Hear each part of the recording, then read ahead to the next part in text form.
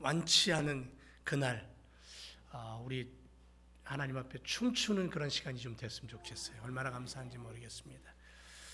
예, 김숙 권사님은 아침을 먹다가 아침 먹었던가 점심 먹을 땐가요? 밥을 먹다가 이 소식을 듣고는 너무너무 좋으셔가지고 막 우시더라고요. 그리고는 하시는 말씀이 기분이 너무너무 좋아서 한 그릇 더 먹어야 되겠다. 예. 자, 오늘 동행하라 8번째 시간으로 산마 되신 하나님과 함께, 지난 시간에도 산마의 하나님에 대해서 함께 은혜를 나눴는데요. 계속해서 산마의 하나님에 대해서 은혜를 누리기를 원합니다. 산마의 하나님, 그 하나님 붙잡고 한 주간 살아오신 줄 믿습니다.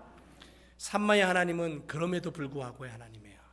그럼에도 불구하고 날 안아주시는, 우리를 안아주시고 보호해 주시고 인도해 주시는 그 하나님, 얼마나 좋은 하나님인지 모르겠습니다. 우리 곁에서 늘 동행하시는 하나님. 오늘 본문 말씀을 현대인의 성경으로 읽어보면 이렇게 되어 있습니다. 그리고 그 성의 전체 둘레는 약 9.5km이다. 사람들은 그 성을 여호와께서 계시는 성이라 부를 것이다. 우리 안에, 우리의 교회 안에, 우리 공동체 안에 거하시는 그 하나님의 이름을 우리가 부르고 찬양하며 살아가게 될 줄로 믿습니다. 여호와께서 계시는 곳은 그 어디나 하나님의 축복이 넘치게 됩니다. 그럼에도 불구하고 사랑하시는 하나님, 용서와 긍휼로 은혜 베푸시는 십자가의 주님을 만나고 동행하는 우리의 삶이 되기를 주님의 이름으로 축원을 드립니다. 여러분, 다음 사진을 한번, 그림을 한번 보고 사진을 한번 볼까요? 첫 번째, 누구죠? 한번 맞춰보세요. 네? 저 사람은 태어날 때부터 팔이 없고 발이 없는 사람으로 태어났어요. 닉 부이치라는 사람입니다. 근데 저 사람은요, 얼마나 지금도 예수 그리스도를 전하고 다니는지 몰라요. 두 번째 사진, 누구죠? 네 손가락의 피아니스트 시아입니다. 손가락 4개 가지고 태어났어요. 근데도 하나님의 이름을 노래하고 얼마나 피아노 잘 치는지 몰라요. 그 다음 사진, 누구죠? 우리 교회 권사님, 돌아가신 분도 계시고. 그 다음 사진, 누구죠? 우리 교회에서 뛰어노는 아이들. 그 다음 사진, 누굽니까? 예? 우리 남전도에 야외에 가서 배구하는 남전도에. 그 다음 사진, 이게 누굽니까? 누구예요? 예, 한 번 더 넘겨보세요. 예, 우리 송고선이.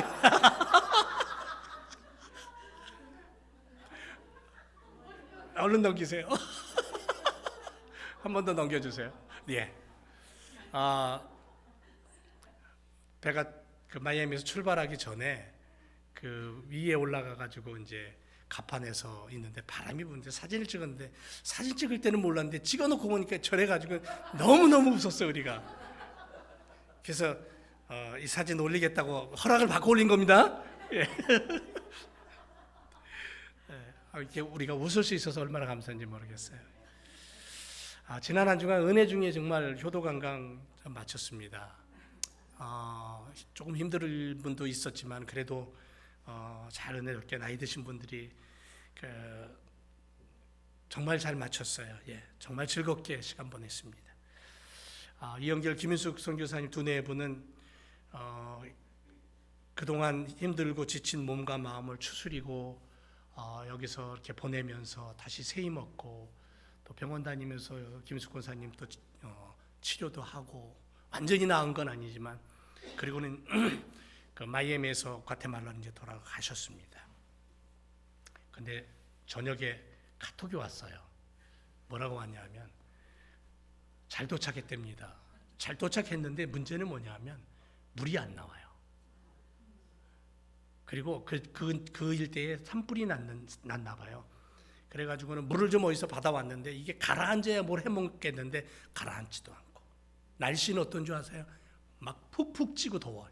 보통 더운 게 아닙니다. 그래서 도저히 못 견디겠어서 호텔로 옮겼어요. 호텔 가면 뭐가 있어요? 일단 에어컨이 나오잖아요. 예, 에어컨이 나오니까 좀 시원하고 숨을 돌릴 수 있잖아요. 예, 그래서 호텔로 옮겼어요. 그랬더니 호텔에 에어컨이 안 나와. 그러면서 하시는 말씀이 뭐라 그러냐면 마지막 문장에 이렇게 말씀하셔요. 나 돌아갈래. 나 돌아가고 싶어. 얼마나 그 상황이 정말 여기하고는 너무 다르니까 정말 외치는 거예요. 나 돌아갈래. 그리고 어쩌면 50%일지 몰라요. 50%는 거기 있어야 되고 사역을 해야 되니까 50%는 여기 오고 싶을 거예요. 정말로. 지금 우리들이 제가 이렇게 쭉 얘기하면서 참 다양한 모습들이 있어요. 크루즈를 타고 온 사람들의 모습을 봐도 다 다릅니다. 다 다양합니다. 어떤 분은 베트남 전쟁에 나갔다가 오신 분이 모자를 쓰고 휠체어를 타고 오셨어요. 어떤 분은 지팡이를 짚고 거기 오셨어요. 다양함 속에 살아가는 우리들. 그럼에도 불구하고 우리가 오늘 하나님을 향해서 서로 웃고 기뻐할 수 있고 눈물을 나눌 수 있고 아픔을 나눌 수 있다는 것이 얼마나 감사한지 모르겠어요. 우리가 나눔 속에, 우리의 나눔 속에 누가 계신가? 그 중심에 주님, 우리 하나님 계시는 거예요. 삼만되신 주님이. 오늘은 그럼에도 불구하고 하나님, 그 삼만되신 하나님. 그러나 오늘 두 번째는요, 우리 하나님 어떤 하나님이냐면 보조를 맞춰 가시는 하나님이에요. 그 하나님과 우리가 동행해야 되는 거죠. 여러분의 이름이 있죠. 여러분의 이름에 만족하십니까? 이름에 만족해요? 제 형, 내 이름에 내가 만족하고 살아가는지. 어떤 이는 자신의 이름 때문에 열등감을 가지고 살아요. 그래서 그 이름을 지워버리고 싶어요. 세상 사람들은 성공할 수 있는 이름을 찾기 위해서 장명소를 찾아가고 그 이름을 또 어떻게 해준다는 곳을 찾아가고, 여러분, 부모가 한 아이의 이름을 짓기 위해서 참 많은 시간 고민하고 아이의 이름을 짓습니다. 링컨은 이렇게 얘기했어요. 남자 나이 40이 지나면 자기 얼굴을 책임져야 된다라고 얘기했어요. 사람은 저마다 자기의 이름에 대한 책임이 있고 역할이 있습니다. 그 역할과 그 이름이 균형과 조화를 이룰 때에 그 사람이 위인이 될 수도 있고 지도자가 될 수도 있다는 거죠.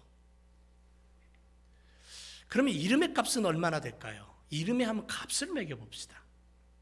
성도나는 이름, 내 이름의 값을 한번 매겨보세요. 30년, 40년, 50년, 70년, 80년 살아온, 90년 살아온 내 인생에 내 이름의 값을 매긴다면 얼마쯤 될까?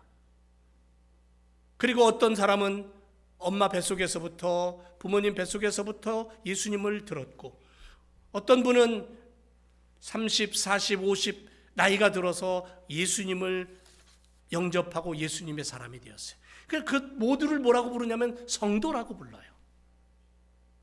거룩한 사람, 거룩한 무리들, 구별된 사람들. 자, 그렇다면 성도라는 이름의 값은 얼마나 될까? 예수님의 사람, 크리스찬, 이렇게 불리는 우리들의 이름값을 얼마쯤 매기면 될까요? 한 마음속에 여러분 가격을 한번 매겨보세요. 생명을 주기 위해 당신의 목숨과 바꾼 주님은 우리를 구원하셔서 하나님의 자녀 삼으셨어요. 그렇다면 하나님의 자녀는 자녀다움의 명분과 책임이 있잖아요. 성도들이 그 이름값을 제대로 실천하고 살아가고 있을까? 한마디로 얘기하면요, 이름값 좀 하며 살자는 거죠. 하나님은 하나님 스스로의 이름이 있습니다. 하나님의 이름을 우리는 뭐라 그러냐면 여호와라고 부릅니다. 이 하나님의 이름이에요.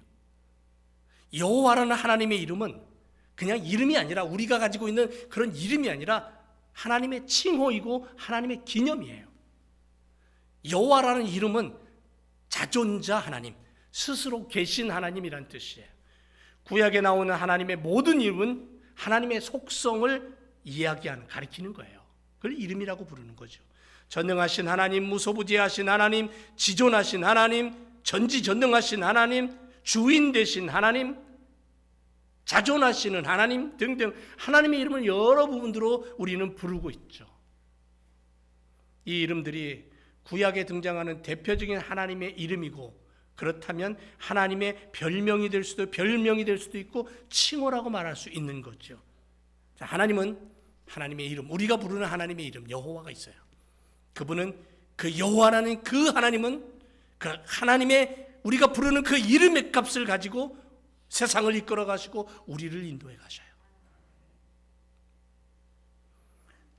그런데 오늘 우리는 본문에서 참으로 귀중한 이름 한 가지를 더 발견해요.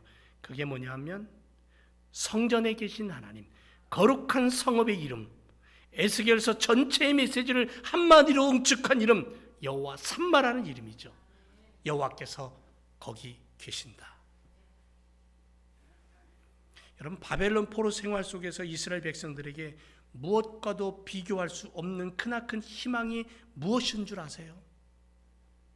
그 고난과 노예 생활 속에서, 포로 생활 속에서 그들이 가졌던 가장 큰 희망과 소망, 이 세상에서 온갖 고난을 견디고 아픔을 이겨내는 이유, 그것을 이겨낼 수 있는 이유, 그게 뭘까요?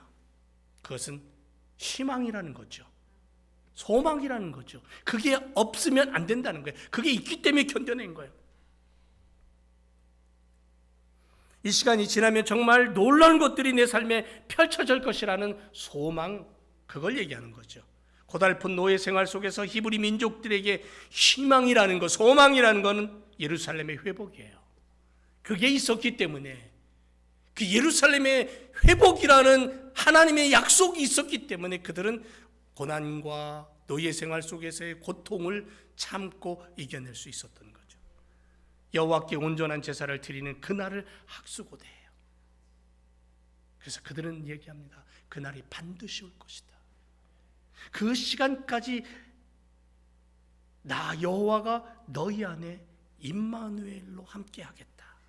이 약속이 있었기 때문에 이 변함없는 여호와라는 그 이름의 분명한 약속과 능력으로 다가오시는 그 하나님의 임마누엘의 약속이 그들 속에 소망 가운데 있었기 때문에, 그들 속에 꿈으로 남아 있었기 때문에 그들은 그 포로 생활을 이겨냈고 견뎌냈어요. 이스라엘에는 세 개의 큰 성전이 있습니다. 하나는 솔로몬 성전이에요. 다윗의 아들 솔로몬이 지은 성전. 두 번째는 수룹바벨이 지은 성전이 있어요. 포로 생활 이후에 돌아와서 성전을 재건합니다. 느헤미야, 에스라, 수룹바벨. 세 번째는 헤롯 성전이 있어요. 헤롯이 유대인들의 환심을 사기 위해서 성전을 재건합니다. 수십 년 준비하고 7년간 공사로 최고의 재료를 사용해서 건축한 솔로몬 성전, 바벨론 포로 이후 재건한 수룹바벨 성전, 46년간 대공사를 통해서 완성되지는 못했지만 웅장함을 가지게 되었던 헤롯 성전, 그 모든 것을 다 통틀어 이야기한다 할지라도 이 성전들은 인간의 손으로 만든 것이고 하나님의 임재를 상징하는 처소로서 영원히 존속하기에는 합당하지 않고 불완전하다는 거죠. 아무리 의리의리한 것으로 만들어도, 아무리 오랜 시간 수많은 재료를 가지고 세워도, 그러나 에스겔이 보았던 성전, 그 성전이 서 있었던 성읍 여호와 삼마라는 하나님께서는 영원히 거기 거하시고 합당한 곳이었으며 그 어떤 세력의 해함도 받지 않는 하나님과 함께한 백성들의 완전한 승리를 약속하는 그러한 이름의 성전이라는 거죠. 그런 나라라는 거예요. 그 영원한 나라, 하나님의 나라. 실로 여호와 삼마, 여호와께서 계시는 바로 그곳에서 인류의 가장 큰 대적인 죄와 죄의 결과인 죽음에 대한 완전한 승리를 선포하는 거죠. 솔로몬 성전과 스룹바벨 성전, 헤롯 성전과 그런 성전들과 함께 하였던 이스라엘 백성들은 죄에 패배하고 주변 강대국들에 정복당하고 망하고 파괴되고 흩어지고 붙잡혀가고 쫓겨가고 도망갔던 그들. 그런데 그들 속에는 여전히 디아스포라로 수많은 시간 동안 그들은 전 세계에 흩어져 사는 그러한 민족이 되었지만 그들 속에 무엇이 있었냐면 여호와 삼마가 계셨다는 거예요. 여호와 삼마. 그리고 완전한 승리를 지금도 꿈꾸고 있어요. 마태복음 1장 23절에 마태는 우리에게 메시아의 이름을 뭐라 그러냐면 임마누엘이라고 말합니다. 임마누엘. 예수님 우리들에게 자신이 성전이라고 말씀하셨어요. 인간들이 지었던 성전은 수십 년이 걸쳐서 완성되지 못하였지만 예수님은 3일 만에 성전을 짓겠다고, 완전한 성전을 짓겠다고 말씀하십니다. 그러니까 예수님 자신이 완전한 성전이고 예수님 자신이 완전한 성읍인 거죠. 에스겔이 말하는 예수님은 여호와 삼마예요. 오늘날 이 땅을 살아가는 성도들이 바로 그 예수님과 함께 삼마의 하나님으로 무장하여 살아가야 될 줄로 믿습니다. 그래야 우리가 이 땅에서 승리할 수 있는 거예요. 마태복음 28장 20절에 마지막 마태의 선포가 뭐냐면 우리와 함께 거하시는 그분 임마누엘 되신 예수 그리스도를 이야기합니다. 지금도 여전히 우리와 함께 하시는 주님, 힘이 들고 고통스럽고 그래서 쓰러져서 손끝 하나 움직일 수 없는 절망적인 상황이 온다 할지라도 그 순간에 그 자리에 누가 계시냐면 우리 주님이 계신 줄 믿습니다. 나의 중심에, 내 인생의 중심에 계시는 그분과 동행하며 그분과 보조를 맞출 때 우리의 인생은 한 걸음 한 걸음 하나님의 나라를 향해 걸어가는, 그리고 승리를 노래할 수 있는 인생이 될 줄로 믿습니다. 택하신 백성이고 거룩한 나라고 하나님의 소유된 백성이요 왕같은 제사장으로 하나님의 나라를 선전하는 그러한 일꾼으로 우리를 사용하실 줄로 믿습니다. 여러분, 한국에 복음의 씨가 뿌려질 최초의 장로교 선교사가 있었습니다. 한국 최초의 선교사가 들어왔는데 장로교 선교사예요. 신학교 다닐 무렵에 일본 선교사였던 알트멘스 박사로부터 한국에 대한 소식을 들어요. 소개를 받아요. 그리고는 마음속에 한국이라는 땅, 조그마한 나라 한국이라는 그 땅을 찾아가고 싶은 거예요. 그래서 그는 자기가 속한 그 교단 선교부에다가 청원서를 냅니다. 나를 여기 보내주십시오. 그런데 한국에 대한 그 당시에 배타적인 그러한 분위기였기 때문에 시기상조라고 거부를 한 거예요. 한국 선교를 보내려고 하는데 예산도 잡아주지 않고 가지 말라는 겁니다. 여러 번 간청했지만 거절을 당했어요. 그리고는 다른 그 좋은 교회에, 뉴욕에 있는 어느 교회에 가서 목회하라고 거기서 청빙서가 날라온 거예요. 그는 갈림길에 서게 됩니다. 그리고는 교회를 가야 되겠다. 한국 선교를 좀 뒤로 미루어야 되겠다. 그렇게 왔다 갔다 하는 중에 마지막으로 결정을 딱 하고 뉴욕에 있는 교회로 가기로 마음을 먹고 그쪽에 청빙서를 이제 사인을 해서 보내려고 우체국으로 가는 중에 우체통에 편지를 넣으려는 그 순간 마음속에 하나님의 음성이 들리는 거예요. 뭐라고 들리냐면, 야, 하나님은 한국은 어쩔 거야? 너 한국을 버려놓을 거야? 한국이 지금 버려져 있어. 그 하나님의 음성이 마음속에 울림으로 들려오는 거예요. 우체통에 넣으려던 편지를 호주머니에 다시 집어넣고 그 길로 선교구 사무실로 뛰어들어갔습니다. 그리고 다시 한번 열정적으로 간청을 하는 거예요. 저를 선교사로 보내주세요. 누군가는 한국에 가야 되지 않습니까? 그런데 뜻밖에도 그때 선교 헌금을 내려고 어떤 성도 한 분이 그 선교국을 들어온 거예요. 사무실을 들어오다가 이 이야기를 듣게 된 거예요. 그리고는 내가 후원자가 되겠다. 내가 후원자가 될 테니까 당신이 가십시오. 그래서 한국 선교의 길이 처음으로 열리고 파송을 받은 건데 그분이 누구냐면 언더우드 선교사님이에요. 한 사람의 열정, 복음을 전하고 죽어가는 영혼들에게 십자가의 그 은혜와 생명을 주겠다라는 바로 그 열정을 가지고 주님 앞에 엎드려 기도하며 그걸 놓치지 않았을 때 주님이 그 걸음을 인도해 가시는 거죠. 함께 하나님이 역사해 가시는 거죠. 에스겔은 성전재단에서 시작된 생명수를 봐요. 환상을 봐요. 성전재단에 샘물이 터져서 거기서부터 물이 흘러내려가요. 그 생명수가 온 세상을 적셔요. 온 세상의 영혼들을 먹여 살려요. 그 생명수는 십자가 보혈이에요. 보혈의 공로로 우리가 하나님 자녀로 입양이 되었어요. 하나님의 자녀되어 유업을 물려받는 상속자라는 자격을 얻었어요. 권한을 얻었어요. 천국을 허락받았어요. 영생을 누리게 되었어요.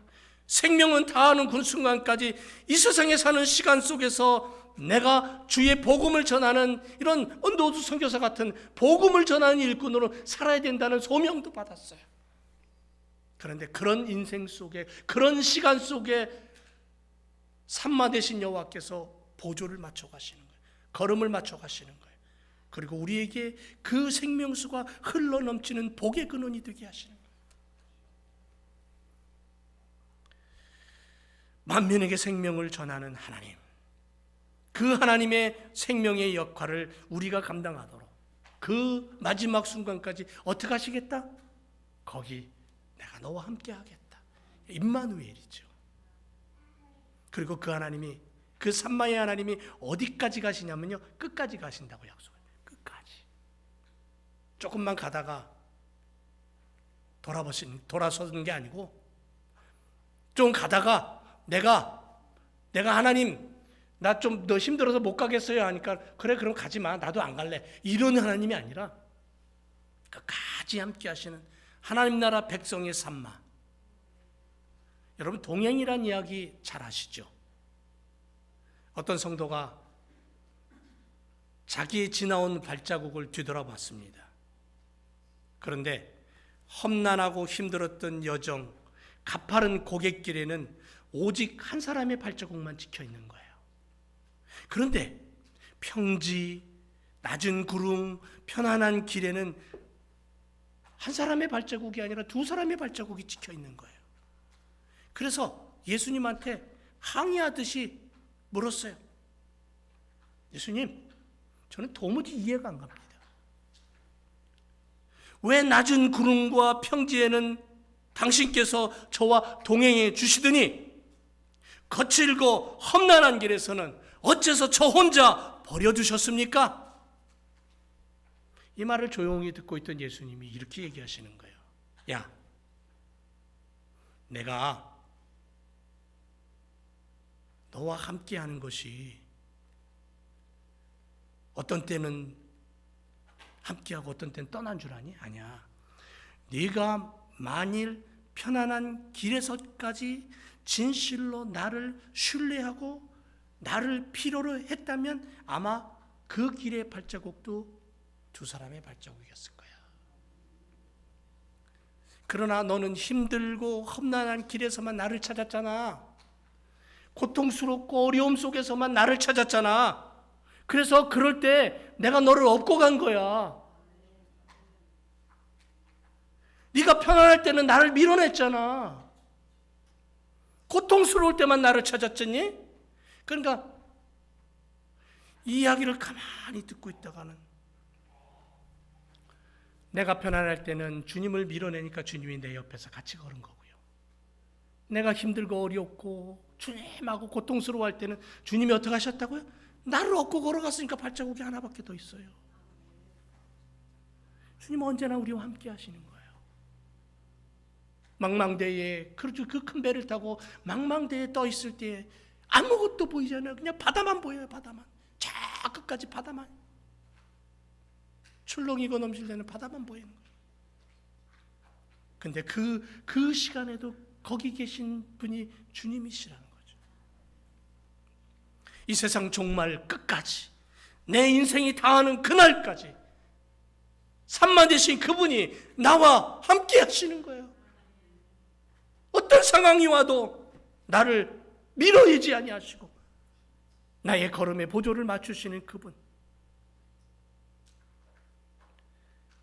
거기 계시는 산마 되신 여호와, 우리 공동체 안에 성도들의 삶 속에, 우리 자녀들의 걸음 속에, 인생 속에 처소를 예배하러 가신 그 주님이 다시 오시는 그 순간까지 결코 우리를 떠나지 않는 산마 되신 그 여호와 하나님 붙잡고 임마누엘의 믿음으로 달려가는 믿음의 걸음이 되시기를 주님의 이름으로 축원을 드립니다.